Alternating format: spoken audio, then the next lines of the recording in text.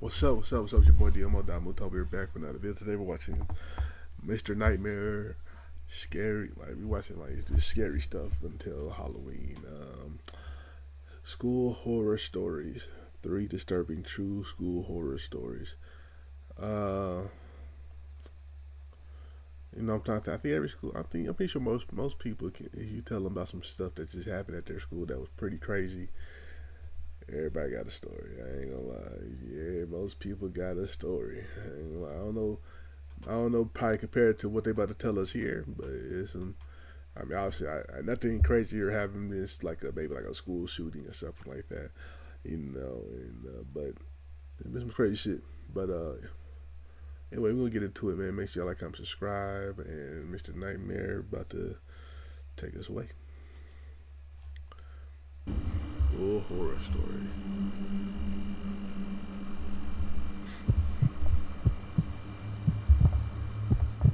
I grew up in a small town in West Virginia. I won't share the name of the college I attended, but it was a small university in a little town about 15 minutes from where I grew up. I was a freshman in 2021, and COVID was still an important factor in my college experience. One of the biggest impacts was on the dorms. Most students didn't stay on campus due to COVID, so they rented apartments nearby. I was poor and didn't have that luxury, so I stayed on campus and drove home for the weekends since I lived so close. Still, I wanted the full college experience in the dorms. On my first day, I met my roommate. We had chatted a little over text because the school had given her my phone number so we could get to know each other, which I thought was a little strange. That's a little weird. She messaged me first and seemed nice. Meeting her in person, she was still nice, but didn't say much, and she carried a privileged attitude. One time while talking, she said everyone has their own rooms due to a lack of students. I did last semester, and now until you joined. I was a little taken aback and didn't know what to say, so I just changed the topic and continued the conversation. I told her I lived nearby and that I'd leave for the weekend on Friday and be back on Monday morning at 6. She didn't say much during the weekdays. She mostly stayed with her boyfriend in his dorm room. Now for the creepy part. The first Friday, I packed my bag for the weekend and left. I came back Monday morning at 6, just like I said I would. I didn't have class until 10, so I went back to sleep. I had a thick memory foam mattress, and after lying down for about 10 minutes, I felt the edge of the bed indent. I didn't move. I waited a minute, barely processing what was happening because I was so tired. Then the mattress went back up. That's when it hit me. Someone had leaned on my bed. I turned around and saw her facing the wall, presumably sleeping, so I went back to sleep. The next weekend, I left again and returned at the same time. Again, I wanted more sleep. Moments after lying down, I felt the mattress indent again, but this time it wasn't just the edge. The whole side sagged, and someone was sitting next to me. I didn't move. I lay there, frozen, and then I heard them get up. My bed was very high. In fact, I needed a step stool to climb onto it, and I heard them jump off. I held my breath, then looked over. She was again lying on her bed, facing the wall. I didn't know what to think. Was I hallucinating from the lack of sleep? Was it sleep paralysis? It couldn't be. I could still move. Could someone have gotten into my room? Impossible. We were the only ones with keys. I decided I must be extremely tired and just imagining things, so I went back to sleep. When Monday came around, I was really nervous. I walked in and saw her lying down, facing my bed. She was asleep, so I climbed into bed and tried to sleep as well. 5 minutes later, I felt my bed indent again. I squeezed my eyes shut, felt someone sit next to me, and braced myself to turn around. Then, I felt a hand on the back of my neck. My heart sank. I thought I was going to pass out. I didn't move a muscle. They didn't squeeze, they just held my neck. What felt like hours later, I felt them finally get off my bed. I still didn't move. I stayed frozen for a few more moments, terrified, then turned around. She was facing the wall, sleeping, but I didn't care. I left the room immediately and called my mom. I didn't go to class. I told my mom everything, and she reported it to the school. I was allowed to switch rooms, thank God. They asked if I wanted to involve the police, but I said no. there wasn't actual proof she had done anything. I just asked them not to give her another roommate. After unpacking in my new room, I remembered a few things. She had once told me that she had a previous roommate who didn't stay long, but she never said why. I also remembered one day she opened a locked drawer containing about 10 bottles of prescription medicine. She said it was for a skin issue. I wondered if that was true. Maybe she had another disorder or scary side effects from the medication. A few days later, I realized I had left a book and binder in her room. I didn't care much about the book, but she messaged me asking me to come get it. I told her I needed to focus on school in my new room, but agreed to retrieve my things to avoid suspicion. My key still worked, so I went in. She wasn't there, and I sighed in relief. I grabbed my belongings and turned to leave. As I turned, she was standing in the doorway. I hadn't heard her unlock it. I smiled, trying to stay calm. She didn't say anything at first. I walked past her to leave, then she asked, "Where's your new room?" I told her it was on the first floor. She asked which hall, and I lied. She asked what it was near, the stairs, the front, the office, Bitch, what etc. you care? I said I didn't remember, but she kept pressing. I lied again, saying it was near the stairs. I turned around and left, never seeing her again. I thought about telling her boyfriend, but I was too scared. I still think about it. Was I dreaming, hallucinating? I don't think so, but it couldn't have been anyone else. Only we had keys. Maybe she was sleepwalking as a side effect of her medication, or maybe she was planning something sinister. My mom thinks she was testing how close she could get to me before I woke up, and that one morning, she might have actually tried to choke me. I don't know. It's in the past now, and I hope she never had another roommate again. That was pretty weird, I ain't gonna lie. Especially all them fucking questions. What you need to know all this shit for? This incident occurred during my time at university. I attended the University of Huddersfield from 2021 to 2023. It's not exactly known for its nightlife, so a lot of students end up spending late nights on campus, especially in the library or the academic buildings that stay open 24/7. I've never been the type to stay out late myself, but this happened during my last year when I had no choice. I was taking an advanced statistics class, and our professor was notorious for loading us with massive assignments. The due date for one of the biggest projects was approaching, and I hadn't made as much progress as I should have. My laptop had been giving me issues, so I decided to use the computers in the business building. The business building is a little isolated from the rest of the campus.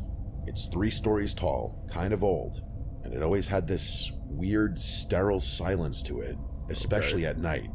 But the computer lab on the second floor was usually pretty empty after 9 p.m., so I figured it'd be the best place to focus. That night, I got there around 10. The campus was already dead quiet, and when I stepped inside, I noticed right away how much colder it felt than outside. I swiped my student ID, heard the beep, and the door unlocked. The whole place had an overwhelming odor of cleaning chemicals, which meant that I wouldn't bump into any of the cleaning staff, as they had already done their rounds in this building. I went straight to the computer lab, booted up one of the computers, and started working. For a while, it wasn't bad. The hum of the computer and the tapping of my keyboard filled the silence. I kept glancing at the clock in the corner of the screen, reminding myself that I'd leave before 1 a.m. But around 11:30, something weird happened. I was scrolling through some data when I heard the sound of a door slamming shut somewhere down the hallway. Not the front entrance. It came from further inside the building. At first, I brushed it off. Maybe it was just the air system or the janitor. But then I remembered. The janitors had already come through, and by now they'd be long gone. I tried to ignore it and kept working, but then came footsteps. Slow, heavy footsteps echoing from the hallway outside the lab. They weren't rushed and they weren't faint. Whoever it was, they were walking like they wanted to be heard. I froze in my chair, staring at the computer screen, hoping they'd just pass by. But instead, the steps stopped right outside the lab door. I could see through the little window in the door if I leaned back, but I couldn't bring myself to look. I just sat there, holding my breath. After maybe 10 seconds, I heard the door handle being rattled. It wasn't like someone casually testing it. It was someone deliberately trying to scare me, like whoever it was wanted to open it but couldn't. My heart started pounding. The lab doors locked automatically after a certain time, so I knew they shouldn't be able to just walk in. But the way they kept rattling the handle made me feel sick. After maybe 30 seconds of this, the sound stopped. The footsteps started again, slowly moving down the hall until they faded away. I sat there in silence, debating whether I should just pack up and leave, but my project was due the next morning, and a part of me thought that maybe it was just another student messing around. I tried convincing myself of that and went back to typing, but not even 10 minutes later, I heard it again. Footsteps. Only this time, they weren't coming from the hallway. They were above me. The ceiling in that building has those thin panels, and you can sometimes hear the pipes when the heat kicks on. But this wasn't pipes. This was the distinct sound of someone crawling or dragging themselves directly above the tiles. I stared up, terrified as to what I would see. I could see one of the tiles shift slightly, just enough to know that weight was pressing down on it. Then came this slow creak, like someone carefully lowering themselves, trying not to be heard. I had enough at this point. I yanked out my flash drive, shoved my notebook into my backpack, and sprinted towards the door. The second I stepped into the hallway, it was like I'd walked into a different world. The hall was dimly lit by those buzzing fluorescent lights, and all I could hear was the sound of my sneakers squeaking against the tiles. I walked fast, trying not to outright run. I got to the stairwell, shoved the door open, and started down. That's when I made the mistake of looking up. On the landing above me, just one floor up, there was a man. He wasn't a student, nor was he a professor. What the fuck? He looked out of place, like his clothes were baggy and torn. His face half shadowed, but I could see his mouth was hanging open, like he was grinning really wide. He didn't move. He just stood there, staring down at me. I bolted. I flew down the stairs so fast I almost tripped. I slammed through the first floor door, and I sprinted for the front entrance. My ID card barely registered fast enough to unlock it, but once it clicked, I shoved it open and ran across campus without looking back. I didn't stop until I was inside my dorm, with my door locked behind me and my back pressed against the door as I tried to catch my breath. The next morning, I went back, only because I had to turn in the projects. When I walked into the business building during daylight, it felt like a completely different place. But I noticed something that made my stomach drop. I saw one of the ceiling tiles was missing. The one directly above from where I had been working, along with the one from the corner, which is the tile I saw moving. It was as though someone had been watching me work, then proceeded to rattle the door handle to deliberately mess with me. And when they found the door to be locked, they proceeded to climb back up into the ceiling and enter from there. I dread to think what his intention was if he entered the lab before I ran. I think it's safe to say I'm going to buy a new laptop, and in the future, complete my assignments from the comfort of my own dorm. Yeah. Most definitely. That was fucking scary. Fuck all that. I would have been dipped, nigga. I would have never been back in that motherfucker. My name is that Annabelle. I'm 20 years old from the UK, and this happened to me in high school, which is what we call college here in the UK. This was when I was 16. I'm about to tell you about the scariest day of my life. It sounds dramatic, I know, but you'll see why. Okay. So for context, my school had these lanyards with ID cards on them, and although anyone can walk into the building, you can only go beyond the foyer if you scan one of these IDs on a screen which opens the door into the school. The IDs have your face and name on them, but a lot of kids flip them around so you can't see their picture. You also need this to open up pretty much every door in the school other than for classrooms. Also, this was a fairly newly built school. It was really small but looked bigger because the building was pretty large. A third of the building was a special school for kids with learning disabilities. Okay. Another third of it was a nursery, and the last third of it was the actual high school. I had just started at this high school, and I vividly remember everyone being told on the first day to make sure not to let anyone in the school that we didn't know. The day that this incident happened, it was the second week of school, but this was actually only my second full day there, as I'd been feeling sick all week. I had geography class all day, and it was about halfway through the day when this takes place, about 20 minutes after lunch period. I remember drinking a heck load of juice that I got from the cafeteria at lunch because I had to finish it all before lunch period ended since we're not allowed drinks out in class, and I had nowhere to put it without it spilling over. So 20 minutes later, and yeah, I really needed to use the bathroom. I asked my teacher if I could go quickly, and we're not usually allowed to go to the bathroom during class anyway, so he was pretty annoyed about this since we only just had break, but he could see I really needed to go, so he reluctantly agreed. This is significant because at this point, nobody else would really be walking around the school. I never even really saw teachers walking around often during class hours. I left the class and let myself through a set of double doors into the cafeteria, and keep in mind, there was nobody in there at this point. I carried on walking into another large room with a second set of classrooms, used the bathroom, and let myself back into the cafeteria again to head back to my classroom. When I let myself back through the doors to the cafeteria, though, there was a man sitting at one of the tables. It wasn't weird for someone to be in there. Like I said, people aren't usually walking around during class hours, but they still do. I mean, I was too at that time. I didn't know who it was that was sitting there.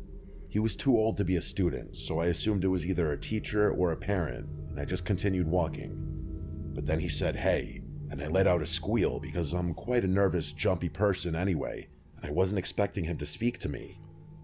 I was pretty embarrassed, but he laughed and said, "Sorry, didn't mean to scare you." This is when I realized he actually had a lanyard on, so at this point I was assuming he was a teacher. What I realized though when I look back on this is that even though he had his lanyard on with the ID part was flipped over so that the side with your face and name on it was facing the back side of the card holder that's attached to the lanyard. Okay. Like I said earlier, kids would do that all the time at this school. The scanner would still work, so it wasn't a big deal, but definitely weird for a teacher to do. I didn't really pay attention to this detail at the time though. "I need some help getting some work things out of my car. Do you mind coming out with me for just a sec?" he asked me. I didn't hesitate to reply with, "Yeah, of course," because again, I just assumed this was a teacher. We walked out of the cafeteria in silence and into the foyer, and then out of the building, and I kind of noticed he seemed a bit nervous. Like, teachers usually make small talk with you when you're walking somewhere with them, and he was saying nothing. And also, he was moving his hands a lot. Like at one point, he had his hands in his pockets, and then he'd take them out and kind of hold his hands together. Oh yeah, fuck no. I'm really shy and not too good in social situations, so I didn't make any attempts at small talk either. With the layout of the front of the school, That's weird. After we left the building, you've got about 50 or so meters, which is about 55 yards, to the car park. Yeah, that's weird. Now, people might say, "Oh, a teacher asking you to help with stuff." That's out their car. I actually had teachers done that before, so that's not too weird. But a nigga not doing small talking, nothing. I help plenty. Yeah, I don't know. That's a little weird. The small talk, the hand moving. Yeah, I wouldn't fuck with that nigga. Especially if I ain't never seen you in the school before. Like, nigga, we are in school. Like, since she's high school, you seen every teacher in school. I don't give a fuck what you talking about. You at least are somewhat familiar with. Like, you should have a facial recognition of most of the teachers in school, the faculty in school. Even if you never had their classes, you should have, okay, yeah, I seen him before. Even though you might be a senior, it might be your first year there as a senior. Fucking, you should be able to see, okay, this the freshman teacher. The sophomore. You should get a feeling that they're a teacher. I don't give a fuck Which you about can't no see badge. until you're right next to it because there's a bunch of Me bushes personally, I which don't know. obscure it. If you walk straight on without turning into the car park, you'll be off the school property. So we were walking to the car park in silence, and then he suddenly says, "Yeah, my work stuff is in the boot. That's what we call the trunk of a car in the UK." He said, "I have a few bags, That's a big so I ass just need you school. to help me carry a couple into the school." I said, "Yeah, that's fine." We got to the car park, and he said, "My car is the blue one down at the end." And as we got a few meters from it, I could kind of see something in the back seat.